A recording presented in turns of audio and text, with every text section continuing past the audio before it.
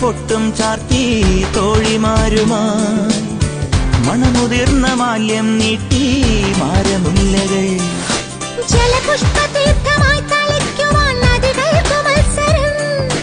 ഒരു മൺതെരാതു കണ്ണിറങ്ങിതാ ഒഴിയുന്ന